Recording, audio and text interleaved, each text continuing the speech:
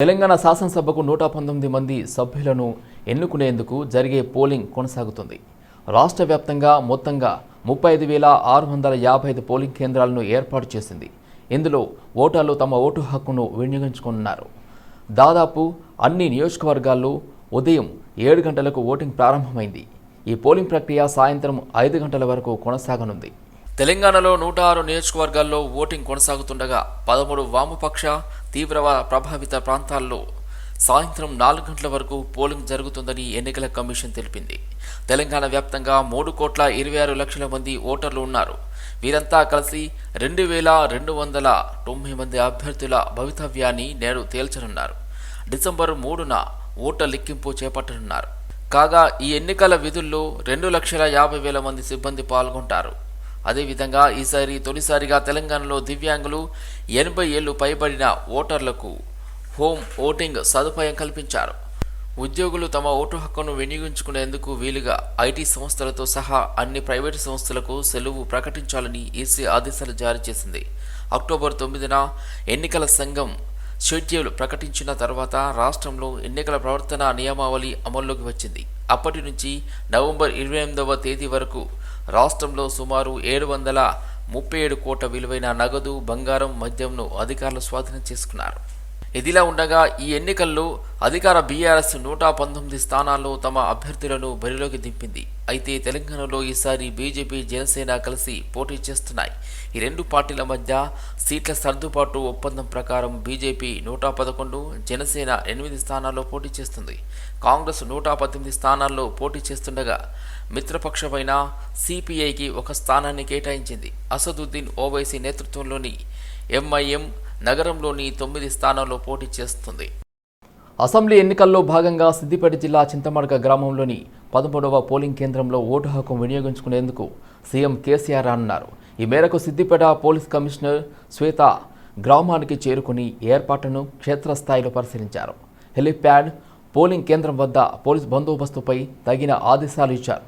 ప్రతిసారి కేసీఆర్ స్వగ్రామంలో ఓటు హక్కును సిద్దిపేట కమిషనరేట్కు చెందిన అధికారులు, సిబ్బంది, స్థానిక సాయుధ బలగాలు, జిల్లా హోంగార్డులు, ఆంధ్రప్రదేశ్ రాష్ట్రంలోని వివిధ జిల్లాల నుంచి ఏఎస్ఐలు, హెడ్ కానిస్టేబుల్, హోంగార్డులు, రైల్వే పోలీసులతో పాటు కేంద్ర బలగాలు, సిఆర్పిఎఫ్, జార్ఖండ్ రాష్ట్రం ఆర్మడ్ ఫోర్స్ అధికారులు, సిబ్బందితో మొత్తం 2,632 మందితో పటిష్ట బందోబస్తు ఏర్పాటు చేశారు. సిద్దిపేట జిల్లాలో నేడు జరిగే ఎన్నికలకు సంబంధించి 278 సమస్యాత్మక పోలింగ్ కేంద్రాలను పోలీసులు గుర్తించారు. సమస్యాత్మక పోలింగ్ కేంద్రాల్లో సిఆర్పిఎఫ్ సిబ్బందితో బందోబస్తు ఏర్పాటు చేయడంతో పాటు ప్రతి పోలింగ్ కేంద్రంలో వెబ్ కాస్టింగ్ చేసి ప్రతి పోలింగ్ కేంద్రాన్ని జియో ట్యాగింగ్ చేశారు. అంతేకాకుండా జిల్లా వ్యాప్తంగా 10 డ్రోన్ కెమెరాలతో ప్రత్యేక నిఘా ఏర్పాటు చేశారు. తమ ఆశలకు అనుగుణంగా నాయకులను ఎన్నుకోవడంలో హైదరాబాద్ వాసులు ఉదాసీనంగా ఉంటున్నారు. గత 3 ఎన్నికల్లో ఇదే ట్రెండ్ కనిపించింది. గ్రామాల నుంచి పనుల కోసం నగరానికి వచ్చిన వారు కూడా స్వస్థలాలకు వెళ్లి ఓటు వేస్తున్నారు. హైదరాబాద్ వాసి చలించలేదని గణాంకాలు చెబుతున్నాయి. తెలంగాణ అంటేనే జనచైతన్యానికి పెట్టింది పేరు. అలాంటి రాష్ట్రంలో గుండెకాయ వంటి హైదరాబాద్ ప్రజలు మాత్రం ప్రజాస్వామ్య పండుగకు దూరంగా ఉంటున్నారు. మహానగరంలో సమస్యలు ఉన్నప్పుడు సామాజిక మాధ్యమాల్లో ప్రశ్నించేవారే ఎన్నికలప్పుడు నాకెందుకులే అన్నట్లుగా వ్యవహరిస్తున్నారు. ఈ ట్రెండ్ గత 3 అసెంబ్లీ ఎన్నికల్లో స్పష్టంగా కనిపించింది.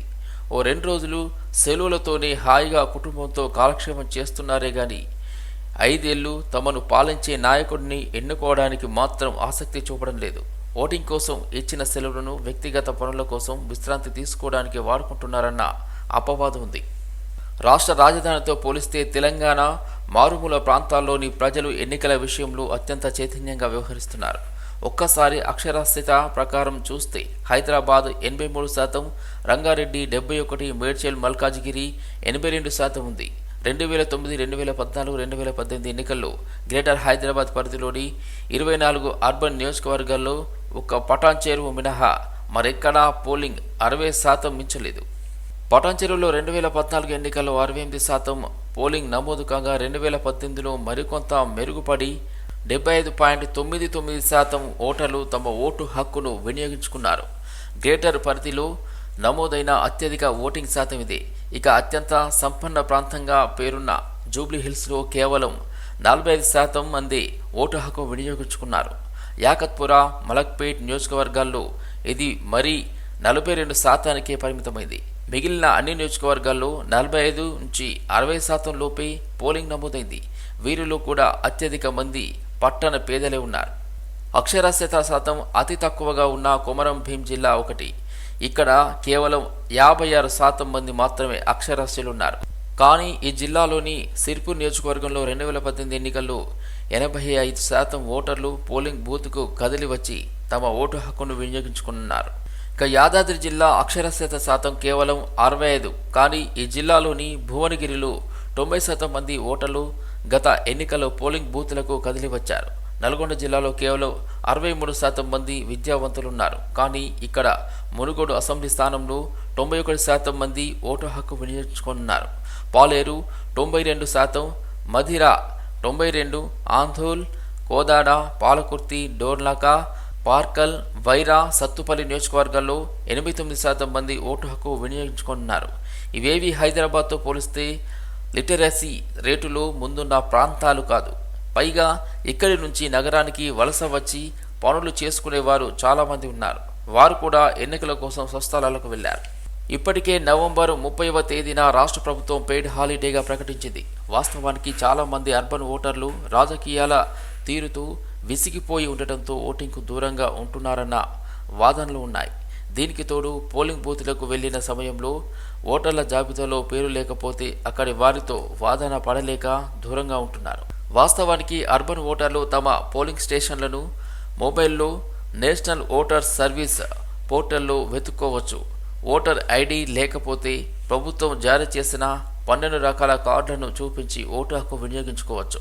ఆధార్, ఉపాధి హామీ, job card, driving licence, PAN card, Indian passport, ఫోటోతో కూడిన పెన్షన్ పత్రాలు, కేంద్ర రాష్ట్ర ప్రభుత్వ ఉద్యోగుల ఐడి కార్డులు, ఫోటో ఉన్న పాస్బుక్లు, ఆర్జీఐ జారీ చేసిన స్మార్ట్ కార్డు, కార్మిక శాఖ జారీ చేసిన ఆరోగ్య బీమా స్మార్ట్ కార్డులు, సామాజిక న్యాయశాఖ జారీ చేసిన యూనిక్ డిజబిలిటీ ఐడి వంటివి చూపించవచ్చు.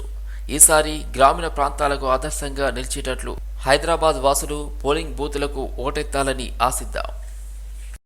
కంటోన్మెంట్ నియోజకవర్గం అసెంబ్లీ ఎన్నికల సందర్భంగా నియోజకవర్గం పరిధిలోని అన్ని పోలింగ్ స్టేషన్ల వద్ద బందోబస్తు ఏర్పాటు చేస్తున్నట్లు north zone additional DCP Madhusudan తెలిపారు. స్వేచ్ఛగా ప్రతి ఓటరు తమ అమూల్యమైన ఓటును ప్రలోభాలకు లోనవ్వకుండా ఓటు హక్కును వినియోగించుకోవాలని ఆయన కోరారు. గూండాగిరి, దాదాగిరి పేరుతో చెలామణి చేస్తున్నట్లుగా కనిపించిన ప్రలోభాలకు గురి చేసిన వారిపై కఠిన చర్యలు తీసుకుంటామని ఆయన అన్నారు. కంటోన్మెంట్ నియోజకవర్గంలో సుమారు 1800 మంది పోలీసు సిబ్బంది విధులు నిర్వహించారు అని డీసీపీ మధుసూదన్ తెలిపారు. ప్రతి పోలింగ్ బూత్ వద్ద 2 నుంచి 3 పోలీసు సిబ్బంది ఉంటారని, సమస్యాత్మకంగా ఉన్నటువంటి 24 పోలింగ్ ప్రాంతాల్లో కేంద్ర రాష్ట్ర బలగాలకు సంబంధించి 10 మంది పోలీసు సిబ్బందిని ఏర్పాటు చేశామన్నారు. వ్యవహారాలపై వారికి పోలీసు సిబ్బందికి పూర్తి అవగాహన, రూల్స్ అండ్ రెగ్యులేషన్స్ మీద కల్పించామన్నారు. ప్రతి ఓటరు స్వేచ్ఛగా, స్వతంత్రంగా తమ అమూల్యమైన ఓటును వినియోగించుకోవాలన్నారు. మా పోలీసు శాఖ వైపు నుంచి ఎలాంటి బందోబస్తు చేయాలో అన్ని జాగ్రత్తలు తీసుకుంటూ పకడ్బందీ ఏర్పాట్లను చేయడం జరిగింది. ఇప్పటి నుంచి పోలింగ్ స్టేషన్స్కి బాక్సెస్, ఈవీఎం బాక్సెస్ వెళ్తున్నాయి. వెళ్ళేటప్పుడు కూడా ఎస్కార్ట్తో పాటు పోలింగ్ సిబ్బంది అందరూ కూడా ఈవీఎంలతో పాటు వెళ్తారు. అక్కడ సేఫ్గా ఈవీఎంలు రీచ్ అయిన తర్వాత రాత్రికి అక్కడే ఉండి రేపు మార్నింగ్ పోలింగ్ ఏదైతే కార్యక్రమం మొదలవుతుందో అప్పటి నుంచి పోలింగ్ అయిపోయేదాకా ఉండి తిరిగి మళ్ళీ పోలింగ్ కంప్లీట్ అయిన తర్వాత ఇదే సెంటర్కి ఈవీఎంలను సేఫ్గా తీసుకురావడానికి మా పోలీస్ సిబ్బంది అందరికీ కూడా, ఇక్కడ డ్యూటీ పడ్డ వాళ్ళందరికీ అన్ని ఇన్స్ట్రక్షన్స్, తర్వాత జాగ్రత్తలు ఏం తీసుకోవాలా, రూల్స్ రెగ్యులేషన్స్ గురించి అన్నీ వివరంగా చెప్పడం జరిగింది. ఎవరు కూడా ఎలాంటి అనుమానాలకు తావు లేకుండా స్వేచ్ఛగా, స్వతంత్రంగా మీకు నచ్చిన వాళ్ళకు ఓటేయడానికి అందరూ కూడా పోలింగ్లో పాల్గొనాలని చెప్పి, మీకు ఎలాంటి ఏదైనా బెదిరింపులు కానీ ఏదైనా సమస్య వస్తే, ఇబ్బందులు వస్తే వెంటనే మీరు లోకల్ పోలీస్కు లేకపోతే 100 డయల్కు కాల్ చేసి మీ ఇబ్బందులు తెలియజేయాలని చెప్పి నేను ప్రజలను కూడా సార్ ఎంతమంది సిబ్బంది ఈ పోలింగ్ దాంట్లో సిబ్బంది మీరు ఏర్పాటు చేశారు సార్ కంటోన్మెంట్ నియోజకవర్గం? మొత్తం ఈ కంటోన్మెంట్ అసెంబ్లీ కాన్స్టిట్యుయెన్సీకి సంబంధించిన పోలీసు బందోబస్తు.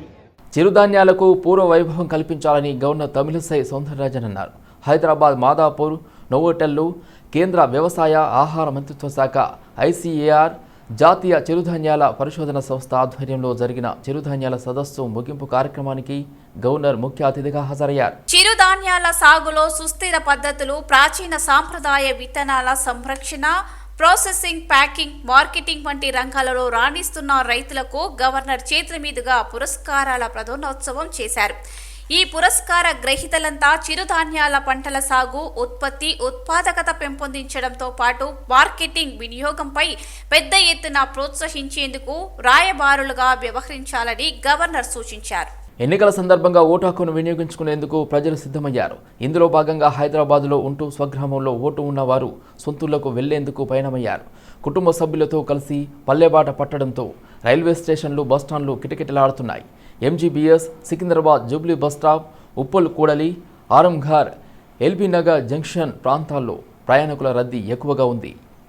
ప్రయాణికుల రద్దీని బట్టి అదనంగా బస్సులు నడుపుతున్నారని ఆర్టీసీ అధికారులు చెబుతుండగా బస్సులు లేక ఇబ్బందులు పడుతున్నామని ప్రయాణికులు ఆవేదన వ్యక్తం చేశారు. ఎంజీబీఎస్ నుంచి ప్రతిరోజు 3,500 బస్సులు తెలంగాణలోని వివిధ ప్రాంతాలకు వెళ్తూ ఉంటాయి. అసెంబ్లీ ఎన్నికల పోలింగ్ నేపథ్యంలో 4,500 బస్సులు నడుపుతున్నామని ఆర్టీసీ అధికారులు చెబుతున్నారు. ఎంజీబీఎస్లో నుంచి ప్రయాణికుల రద్దీ కొనసాగుతుంది. ముఖ్యంగా ఉమ్మడి మహబూబ్ నగర్, ఖమ్మం జిల్లాలకు వెళ్లే వారిలో ఎక్కువగా రద్దీ ఉందని ఆర్టీసీ అధికారులు వెల్లడించారు. గురువారం ఉదయం 7 గంటల నుంచి సాయంత్రం 5 గంటల వరకు పోలింగ్ కొనసాగనున్నది. రాజేంద్ర నగర్ థర్మాకోల్ కంపెనీలో భారీ అగ్ని ప్రమాదం చోటు చేసుకుంది. దట్టమైన పొగ, మంటలు వ్యాపించడంతో జనం తీవ్ర భయాందోళనకు గురయ్యారు. తీవ్ర కలకలం సృష్టించిన ఈ ఘటన రాజేంద్ర నగర్ సర్కిల్ పరిధిలో గగన్ పహాడ్లో జరిగింది. గగన్ పహాడ్ పారిశ్రామికవాడలో ఉన్న ఓ థర్మాకోల్ కంపెనీలో మంటలు చెలరేగాయి. మంటలు తీవ్రంగా వ్యాపించి దట్టమైన పొగ వచ్చింది. దీంతో కంపెనీలో ఉన్న కార్మికులతో పాటు స్థానికులు ఉక్కిరిబిక్కిరి అయ్యారు. సమాచారం అందుకున్న అగ్నిమాపక సిబ్బంది 6 ఫైర్ ఇంజిన్లతో రంగంలోకి దిగారు. థర్మాకోల్ కంపెనీ పక్కనే ఉన్న ఆయిల్ ఫ్యాక్టరీకి సైతం మంటలు వ్యాపించినట్లు సమాచారం. కోట్ల రూపాయల మేరకు ఆస్తి నష్టం జరిగినట్లు తెలుస్తోంది. పూర్తి వివరాలు తెలియాల్సి ఉంది. మంటలు ఇంకా పూర్తిగా అదుపులోకి రాలేదు. అగ్నిమాపక సిబ్బంది తీవ్రంగా శ్రమిస్తున్నారు. ఓటర్లను ప్రలోభ పెట్టేందుకు నోట్ల కట్టలు బయటపడుతున్నాయి. వరంగల్లో ఓ బీఆర్ఎస్ నాయకుడి ఇంట్లో ఎన్నికల అధికారులు జరిపిన సోదాల్లో భారీగా డబ్బు లభ్యమైంది. వరంగల్ జిల్లాలో ఓటర్లను ప్రలోభ పెట్టేందుకు సిద్ధంగా ఉన్న నోట్ల కట్టలు బయటపడ్డాయి. వర్ధన్నపేట మండలం బొక్కలగూడెం గ్రామం బీఆర్ఎస్ బూత్ కన్వీనర్ ఇంట్లో ఫ్లయింగ్ స్క్వాడ్ తనిఖీలు చేయగా 7,50,000 రూపాయలు అధికారులు లభ్యమయ్యాయి. ఓటర్లకు పంచడానికి తెచ్చిన నగదుగా గుర్తించిన పోలీసులు 3 కేసు నమోదు చేశారు. హైదరాబాద్ మధురానగర్ పోలీస్ స్టేషన్ పరిధిలో ఓటర్లకు బీఆర్ఎస్ నేతలు డబ్బులు పంచుతుండగా కాంగ్రెస్ శ్రేణులు రెడ్ హ్యాండెడ్గా పట్టుకున్నారు. కాంగ్రెస్ కార్యకర్తలు ఎన్నికల అధికారులకు సమాచారం ఇవ్వడంతో జీటీఎస్ ఆలయ చైర్మన్ చిన్న రమేష్ని అదుపులోకి తీసుకున్నారు. 25,000 రూపాయలు దొరికినట్లు అధికారులు వెల్లడించారు. పోలీసులు ఎలాంటి చర్యలు తీసుకోకుండా నిర్లక్ష్యం చేస్తున్నారని కాంగ్రెస్ కార్యకర్తలు పోలీస్ స్టేషన్ ఎదుట నిరసనకు దిగారు.